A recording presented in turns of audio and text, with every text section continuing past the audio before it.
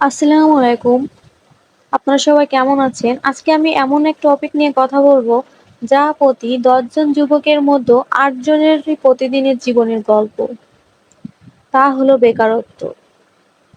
যখন হাতে কোনো টাকা থাকে না, কোনো কাজ থাকে না, তখন শুধু অভাব আসে না, আসে একরাশ অবহেলা।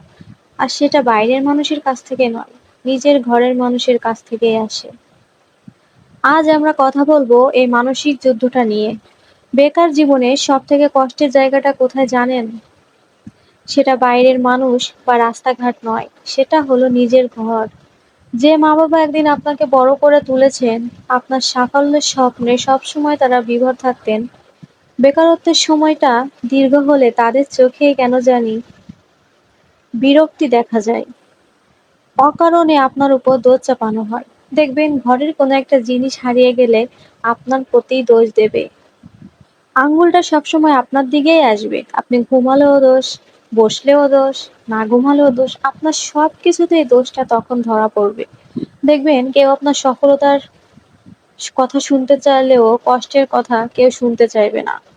তখন আপনার কাছে মনে হবে আপনি যেন পরিবারের কেউ নয়, শুধু একমাত্র একজন বোঝা।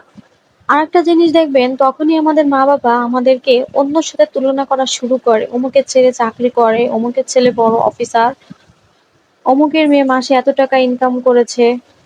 ঠিক এই কথাগুলো যখন পরিবারের মানুষজন শোনায়, তখন মনে হয় বুকটা ফেটে যায়। কিন্তু এই যে আমরা চেষ্টা করছি, আমরা তো বসে থাকতে চাই না, এইটা কিন্তু কেউ বুঝতে চায় না।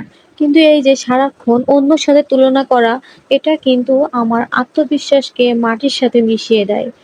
আমার বলতে আমাদের আত্মবিশ্বাসকে মাটির সাথে মিশিয়ে দেয়। ঠিক তখনই মনে হয় যে আমার দ্বারা কিচ্ছু হবে না। আর ঠিক দেখবেন যখন পরিবার থেকে এরকম একটা এলেম আসে, তখনই মনে হয় যে আমি কোথাও আড্ডা দিতে যাব না। আমার বন্ধুরা যদি আমাকে সেম কোয়েশ্চেন করে, তখন আমি তাদেরকে কি উত্তর দিব? এই সেম প্রশ্ন প্রতিদিন শুনতে শুনতে নিজের প্রতিও নিজের রাগ হয়। কিন্তু একটা কথা মনে রাখবেন, ধৈর্য ধরবেন। এটা হলো আপনার বড় পরীক্ষা। ধৈর্য হারা যদি হন আপনি, আপনি তো হেরে গেলেন। নিজের প্রতি বিশ্বাস রাখুন, আপনি একদিন সফল ঠিকই হবেন। আর যারা এই পরিস্থিতির মধ্য দিয়ে যাচ্ছেন, আমি তাদেরকে বলবো পরিবারের প্রতি ঘৃণা আনবেন না। তাদের কথাগুলোকে ঘৃণা হিসেবে নেবেন না। অনেক সময় দেখা যায় তারাও অনেক দুশ্চিন্তা থেকে এমন কঠোর কথা বলেন। তবে নিজেকে ছোট ভাবা বন্ধ করুন। বড় কিছুর অপেক্ষায় বসে না থেকে ছোট থেকে কিছু করা শুরু করুন। আপনার ভিতরে যে দক্ষতা আছে আপনি সেটা দিয়ে কাজ শুরু করুন। দেখবেন আপনি সফল হবেন। কোনো স্কিল শিখুন। বর্তমান কিন্তু কাজের অভাব নেই। ছোট থেকে শুরু করলে বড় হতে পারবেন। আপনি যদি ধরার চোটে বড় হতে চান, হয়তো আপনি পারবেন না।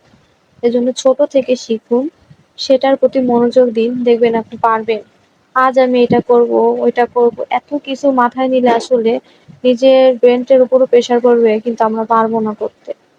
এইজন্য যেটা মাথায় আসে, যেটা দক্ষতা আমাদের ভেতরে আছে, সেটাকেই কাজে লাগিয়ে নেমে পড়ুন। দেখবেন সফল ঠিকই হবেন। মনে রাখবেন, সময় কিন্তু সব সময় একই রকম যায় না। আজ হয়তো আপনার খারাপ সময় চলছে, কিন্তু আপনি যদি চেষ্টা করেন, এই পরিবারই আপনাকে নিয়ে একদিন গর্ব করতে বাধ্য হবে। নিজের ওপর বিশ্বাস হারাবেন না কখনো। নিজের প্রতি বিশ্বাস রাখবেন সব সময়। বেকারত্ব কোনো চিরস্থায়ী অধ্যায় নয়। এটা জীবনের একটি পরীক্ষা মাত্র, যেটাকে অধ্যায় হিসেবে ধরা হয়। এই অধ্যায়টা প্রত্যেকটা মানুষের জীবনে আসবে। আজ যারা আপনাকে অবহেলা করছে তাদেরকে যোগ্য উত্তর দেওয়া হলো সফলতা। ধৈর্য ধরুন, সৃষ্টিকর্তার ওপর ভরসা রাখুন।